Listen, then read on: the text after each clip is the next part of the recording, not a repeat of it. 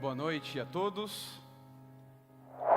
Que bom que você está aqui na casa de Deus hoje, presencialmente e através da nossa live da Igreja Adventista de Moema. É um prazer mais uma vez dividir a palavra de Deus com você. Que bom que você está aqui. Estamos aqui hoje para falar um pouco sobre o poder da palavra, o poder da fala de Cristo. E eu gostaria de começar a mensagem de hoje com uma pergunta para você. Você gostaria de ouvir Jesus falando ao seu coração hoje? Presencialmente? De maneira bem audível? Gostaria de ver Jesus olhando para o seu coração e falando: olha, meu querido amigo, meu querido filho, você está no caminho certo, parabéns. Você está andando de acordo com o meu plano de salvação. Embora você tenha muitos pecados, você está andando de acordo com o que eu tenho reservado para você. Parabéns. Hoje existe salvação para você. Hoje tem salvação na sua casa. Você gostaria de ouvir isso de Jesus hoje? Eu daria tudo para ouvir essas palavras de Jesus. Porque eu imagino que a palavra de Jesus tenha um calmante especial, tenha um consolo especial, uma maneira de fazer com que o nosso coração se tranquilize, única, com amor, com paixão. Eu não consigo nem descrever da maneira correta como eu me sentiria ouvindo Jesus conversar comigo. Porque eu tenho os meus defeitos, eu tenho as minhas dificuldades, os meus desafios. Apesar de ser um cristão que tenta cada dia melhorar, eu também sou um cristão em meio ao grande conflito. E muitas vezes, em meio a esse grande conflito, eu caio, eu falho, mas ainda assim acredito na oportunidade da segunda chance, da terceira chance e das outras chances que estão por vir. Deus é muito bom em perdoar e acalmar a sua criatura. Eu quero falar um pouco hoje sobre o poder da fala de Cristo. Eu quero te passar a certeza de que Cristo irá falar com você hoje. Irá trazer também esta paz que você precisa. Quero fazer um convite para você. Abrir a sua Bíblia em Lucas capítulo 19. Lucas capítulo 19, versículo 1. Somente o versículo 1 por enquanto. Mas deixa aí sua Bíblia aberta em Lucas capítulo 19. Nós vamos conversar um pouquinho sobre... No título está escrito Zaqueu, o publicano, mas vamos com calma na leitura da Bíblia. Eu quero que você preste atenção nos detalhes. Os detalhes são muito importantes na história. A Bíblia conta em Lucas capítulo 19, versículo 1, o seguinte: entrando em Jericó, atravessava Jesus a cidade. Vamos pegar essa pouca informação que nós temos e vamos tirar algumas coisinhas daqui. Jesus já estava indo em direção a Jerusalém, para ser aclamado pelo povo, para passar por todos aqueles momentos que você conhece do Calvário e do cumprimento do plano da salvação. Mas, por enquanto, Jesus está aqui em Jericó. Por que Jericó? Jericó ficava a poucos quilômetros do Rio Jordão. Era uma bela cidade. Se você ler o livro Desejado de Todas as Nações, você vai ver que Ellen White descreve a cidade de Jericó como uma das mais belas cidades da região. Porque ela era muito bem regada por fontes naturais, por palmeiras. A sua vegetação era tão impactante como se você estivesse olhando para esmeraldas. Jericó também era perto de Jerusalém. E por ser perto de Jerusalém, muitas caravanas de pessoas que iriam para a cidade de Jerusalém por causa das festas passavam por Jericó. Era uma cidade agitada, mas naquele momento estava muito mais agitada pela notícia de que um rabi galileu iria passar por aquela cidade, iria mostrar um pouco mais sobre o reino de Deus, um pouco mais sobre o grande plano da salvação e da restauração da humanidade. Jesus, o homem que havia ressuscitado Lázaro, o homem que estava na mira dos fariseus, que incomodava as tradições, que trazia um plano de Deus muito mais amoroso, muito mais carinhoso para todas as pessoas, estava passando por ali. A cidade de Jericó era uma cidade muito importante para a região, porque era uma cidade separada para a habitação dos sacerdotes. Muitos dos sacerdotes que iriam ali trabalhar em Jerusalém, moravam na cidade de Jericó pela proximidade. Só que a população de Jericó não era feita somente de homens dedicados ao serviço religioso, mas também era uma população muito diversificada. Havia em Jericó comerciantes, oficiais romanos estavam em Jericó, assim como também os seus inúmeros soldados. Estrangeiros de todas as partes do mundo também iriam se encontrar ali em Jericó, o que trazia também uma grande necessidade de uma coletoria alfandegária, um local de cobrança de impostos. E também em Jericó havia uma boa concentração de publicanos, pessoas que cobravam impostos da população. Pastor Edgar, o que é um publicano? Nós vemos na Bíblia que Jesus tinha um publicano em meio aos seus discípulos. Vemos na Bíblia que as pessoas não gostavam de publicanos. Mas por que não gostavam de publicanos? Quem eram os publicanos? Qual era a função desses publicanos? Vamos lá. Trabalhando em detalhes, o publicano era uma profissão, o coletor de impostos era uma profissão com um bom retorno financeiro. Para o povo de Israel, assim como provavelmente para todo o Império Romano, todas as regiões do Império Romano, o publicano era um sinônimo de injustiça e opressão. Era um lembrete de que você não era livre, era sim oprimido pelo Império Romano. E para o povo de Israel, o povo que levava o orgulho de ser o povo de Deus, aquilo era um martírio incrível, gigantesco. Saber que você não podia ter a sua liberdade, estava dentro do domínio do Império Romano, era algo que destruía o coração de cada israelita. Os publicanos eram odiados porque tinham que, em primeiro lugar, recolher os impostos para Roma, lembrando do domínio. E em segundo lugar, porque eles também estipulavam o próprio salário. Roma funcionava mais ou menos da seguinte maneira: você tinha ali os seus coletores de impostos, e Roma se preocupava com o que ela tinha que receber. Então ela tinha que falar o seguinte: olha, os publicanos têm que me dar um número X. Ao mesmo tempo, eu não quero ter que ficar pagando o publicano para trabalhar para mim. Então faz o seguinte: o publicano vai definir o próprio salário. Então o próprio salário também vinha da população oprimida pelo Império Romano. Alguns publicanos exageravam na cobrança do seu próprio salário, no imposto para o publicano, exageravam e ficavam muito ricos. Alguns publicanos iam além do que era permitido, do que era o limite da razão para uma cobrança de impostos para sustentar a sua vida. E por isso eles eram tão odiados, porque o Império Romano fazia eles cobrarem o imposto e fazia também com que o povo pagasse os seus próprios salários. E em Lucas capítulo 19, versículo 12, nós vamos ter o seguinte relato: eis que um homem chamado Zaqueu era o maioral dos publicanos e era homem rico.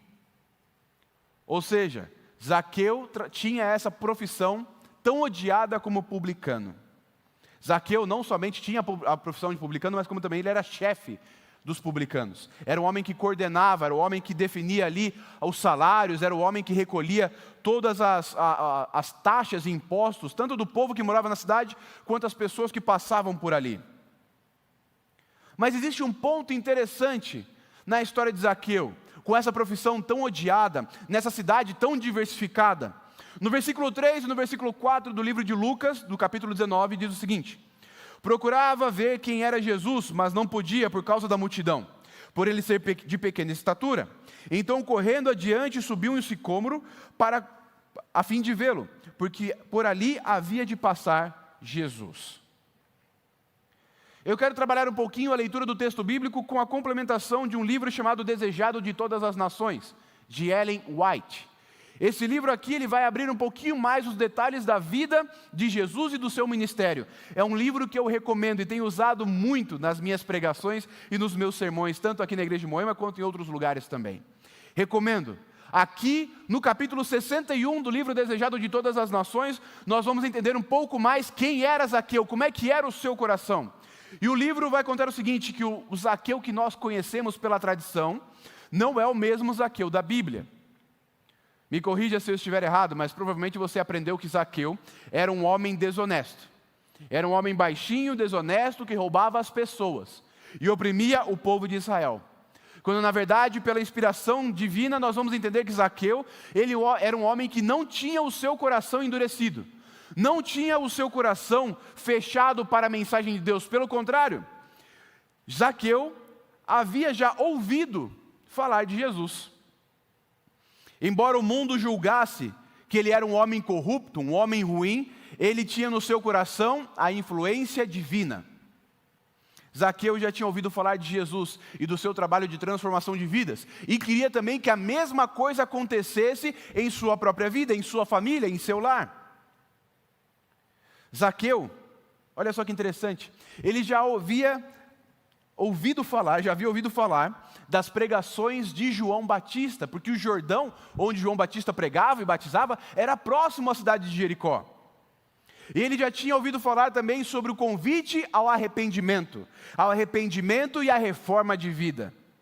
E olha só que interessante, o livro Desejado de Todas as Nações, na página 386, vai falar o seguinte, que Zaqueu, antes de Jesus chegar à cidade, já estava em uma prática de reforma, e já estava restituindo às pessoas a quem ele havia prejudicado, a sua parte honesta, a sua parte de devolução, a sua parte que mandava a lei de Moisés. Então, nós encontramos aqui um Zaqueu já em processo de mudança. Um Zaqueu que no versículo 3 falava o seguinte, procurava ver quem era Jesus. Um Zaqueu que já queria ser influenciado pelo Salvador desse mundo. No versículo 5 e no versículo 6 nós vamos continuar a nossa história. Quando Jesus chegou àquele lugar, olhando para cima, disse-lhe, Zaqueu, desce depressa, pois hoje me convém ficar em tua casa. Ele desceu a toda pressa e o recebeu com muita alegria. Nas palavras de Jesus, Zaqueu, desce depressa. O que eu não daria para ouvir Jesus falando comigo hoje? Eu sinto que Ele fala conosco através da palavra de Deus, como está falando conosco hoje, mas o que eu não daria para ouvir Ele falando face a face comigo? Zaqueu teve essa oportunidade. Eu quero pedir a licença de vocês para ler um trecho da página 387 do livro O Desejado de Todas as Nações, que vai relatar ali um pouquinho como foi esse encontro com Jesus, de Zaqueu com Cristo. Olha só como Ellen White vai descrever o momento. Por sobre o clamor dos sacerdotes e rabis e as aclamações da turba, chegou ao coração de Jesus a expressão do mudo desejo daquele chefe de publicanos. De súbito, mesmo embaixo de uma figueira, o grupo estaca, os de diante e os de trás detêm-se, e alguém cujo olhar parecia ler a alma, ergue os olhos para a figueira. Quase duvidando dos próprios sentidos, o homem que ali estava na árvore ouve as palavras, Zaqueu, desce depressa, porque hoje me convém pousar em tua casa. Que momento maravilhoso. Às vezes, quando nós lemos a Bíblia de uma maneira bem rápida, a história de Zaqueu, ela tem 10 versículos aqui no capítulo 19, nós não prestamos atenção em cada detalhe das emoções que provavelmente Zaqueu estava sentindo naquele momento. Um homem que era aclamado pela multidão que o seguia, um Jesus que andava, pregava, mudava vidas, agora estava no meio de uma grande quantidade de pessoas, olhando diretamente para Zaqueu. Jesus sentiu algo diferente nele. Sentiu em Zaqueu um coração angustiado e carente daquilo que só Jesus podia lhe entregar. Sabe o que eu fico pensando? Na história de Zaqueu, assim como outros encontros de Jesus com pessoas específicas na Bíblia, que Jesus ele era seguido por uma vasta multidão, mas em algumas ocasiões, parece que somente poucas pessoas conseguiam realmente aproveitar a oportunidade de ter o Salvador do mundo ao seu lado. Muitas pessoas seguiam Jesus pela sua popularidade, muitas pessoas seguiam Jesus porque até concordavam com o que ele falava, mas ainda não tinham aberto o coração totalmente para a sua transformação. Andavam ao lado de Cristo, mas ainda assim não deixavam ser influenciados pelo poder salvador. Pessoas em pontos específicos da história foram realmente transformadas por Cristo. E naquele momento, em uma cidade tão diversificada, tão cheia quanto Jericó, um homem se destaca em toda a multidão. É um motivo de alegria para Zaqueu, que vai ter a sua vida transformada, mas é um motivo de reflexão para as pessoas que estão ao lado de Jesus, andando em todos os momentos com Ele. Uma reflexão de talvez, por que eu não aproveitei a oportunidade? Uma reflexão de talvez por que Jesus está dando atenção a Zaqueu e não a mim. Note, no versículo 7 vai falar que todos que viram isso murmuravam dizendo que ele se hospedara na casa de um pecador. Espera aí. Ao invés das pessoas aproveitarem a oportunidade que Zaqueu estava tendo, decidiram então questionar a metodologia de Jesus e a maneira como Jesus se relacionava com as pessoas. Faz sentido para você? Se nós fôssemos colocar essa experiência, vivendo hoje, no agora, estando lá com Zaqueu e aquela multidão, quem será que nós seríamos nessa história? Seríamos pessoas que estariam ao lado de Jesus, mas não estariam aproveitando 100% do que Ele tem para oferecer? Ou seríamos pessoas que Jesus procuraria nos olhos para se relacionar conosco? Fica aqui um parênteses para nós e um convite. Pessoas que murmuram não aproveitam os 100% do que Jesus pode te oferecer. Pessoas que abrem todo o coração, têm a vida transformada e a esperança restabelecida. Você hoje é como Zaqueu? Ou é como o restante das pessoas que estavam com Jesus? Jesus tem uma grande oportunidade para oferecer a cada um de nós. Ele precisa que nós prestemos atenção nas suas palavras. Zaqueu, desce depressa, hoje eu quero habitar, hoje eu quero dormir em sua casa. Meu querido, presta atenção de onde você está me ouvindo. Abra seu coração, porque hoje Jesus quer entrar aí na sua vida. Hoje Jesus quer entrar e quer habitar no seu coração, você que está presente aqui na igreja hoje, você que está nos assistindo pela internet. Deus quer realizar uma grande transformação em você, mas primeiro Ele precisa entrar na sua casa. Ele precisa olhar nos seus olhos e enxergar uma necessidade da sua atuação. Ele precisa ver em você alguém que está ansiando pela sua companhia. Meu querido, hoje Jesus quer entrar na sua vida e quer também colocar em você as palavras que podem mudar e transformar corações. No versículo 8 e 9 nós encontramos o restante da história. Entremente Zaqueu se levantou e disse ao Senhor: Senhor, resolvo dar aos pobres metade dos meus bens, e se em alguma coisa tenho defraudado alguém, restituo 4 vezes mais. Versículo 9, então disse Jesus: hoje houve salvação nessa casa, pois que também este é filho de Abraão. No meio de todo aquele momento especial, quando Jesus pede para que Zaqueu desça da árvore, Zaqueu, entendendo o momento em que ele se encontra, decide dar então o seu testemunho, uma espécie de prestação de contas à sociedade. E ele começa a falar o seguinte: Senhor Jesus, eu já estou em processo de transformação, eu já estou sendo transformado pelas suas palavras. Senhor Jesus, eu vou dar metade de tudo aquilo que eu tenho para os pobres, e eu já tenho trabalhado para consertar os meus erros do passado, devolvendo 4 vezes mais aquilo que eu tirei. Jesus olha para a multidão e aproveita uma grande oportunidade. Porque se você olhar o ministério de Jesus, havia uma dificuldade, naquele contexto, de explicar como os ricos e poderosos poderiam participar do reino de Deus. Jesus havia encontrado um jovem rico, que havia negado a oportunidade de abrir mão de tudo aquilo que ele tinha para seguir a Cristo. E até a história de Zaqueu, existia uma incógnita sobre a situação dos ricos. E Jesus vira para a multidão e fala: olha, a partir do exemplo deste homem, existe salvação para todo aquele que também tem dinheiro, aquele que também tem poder, aquele que também é influente na sociedade. Jesus fala o seguinte: olhem para Zaqueu. Zaqueu está passando pelo processo de reforma, de arrependimento, ele está passando pelo processo de transformação por Jesus Cristo. Prestem atenção e copiem, porque ele está recebendo a salvação, não somente para ele, mas como também para a sua casa. Preste atenção, porque é assim que você deve fazer. Abra o seu coração, me deixe entrar, e eu quero ficar na sua vida até o momento em que eu possa te levar para morar comigo. Arrependimento e reforma era o que guiava a vida de Zaqueu. Arrependimento para entender a oportunidade através de Cristo Jesus, e reforma para aplicá-la na sua vida e para refleti-la na vida de outras pessoas também. Meu querido, eu quero conversar com você sobre essa oportunidade. Quando nós analisamos a história de Zaqueu, nós entendemos que não existe nada que te possa afastar dos caminhos de Deus.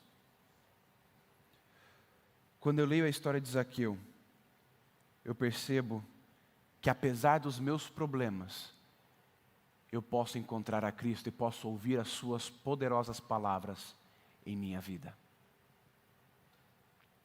Zaqueu tinha tudo para se desviar de Cristo. Ele tinha poder, riqueza, tentações diversas de um mundo bom e chamativo, mas ele decidiu abrir mão de quem ele era para receber o poder transformador de Jesus. E hoje eu quero fazer um convite para você. Quero te convidar a passar pelo mesmo processo de transformação. Da mesma maneira que Zaqueu, hoje nós ouvimos as notícias de que Jesus está para chegar. Ouvimos os relatos de que Ele está caminhando em nossa direção e de que um dia Ele vai nos segurar pela mão e vai nos levar para o céu. E antes da sua chegada, antes do momento em que Ele vai falar conosco, venha filho meu, vou te levar para casa, eu quero te convidar a passar pelo mesmo processo de transformação de Zaqueu. Arrependimento e reforma. Porque agora é o momento da oportunidade de mudança de vida. Jesus veio a esse mundo para morrer por mim e por você. Para nos oferecer uma oportunidade de vida ao lado de Deus e de restauração ao plano original de toda a criação. Quando nós estudamos a história de Jesus, nós entendemos a necessidade de um perdão, a necessidade de uma redenção, porque eu consigo entender que eu sou pecador. Eu sou uma pessoa ruim, afetada e corrompida pelo mal desse mundo. Mas através da influência de Cristo eu posso reformar a minha vida, eu posso mudar de atitude. E eu posso começar agora.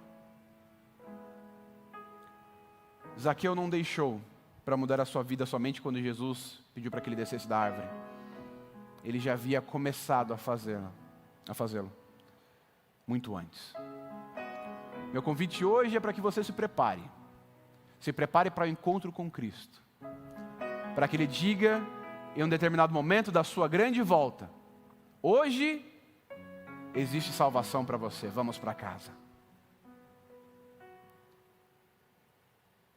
Eu daria tudo para ouvir Jesus me falar isso agora. Mas eu sei que nesse momento, enquanto Ele não chega, Ele precisa que eu leve a mensagem adiante. Precisa que em primeiro lugar eu aceite essa oportunidade. E eu aceito. E você? Faça parte do grupo de pessoas que aproveitaram a oportunidade de ter Jesus do seu lado. E assim como Zaqueu, escute a voz poderosa de Cristo em sua vida. Feche seus olhos, vamos orar. Querido Deus, muito obrigado, porque em meio a todas as confusões desse mundo, o Senhor nos dá uma oportunidade. Oportunidade de nos arrependermos e uma oportunidade de mudarmos de vida. Senhor, nós queremos ser como Zaqueu, alguém que trabalha a sua vida para ser cada vez mais influenciado pela sua palavra, pelos seus ensinamentos, e alguém que um dia vai receber a grande frase de Jesus: venha morar comigo, meu filho.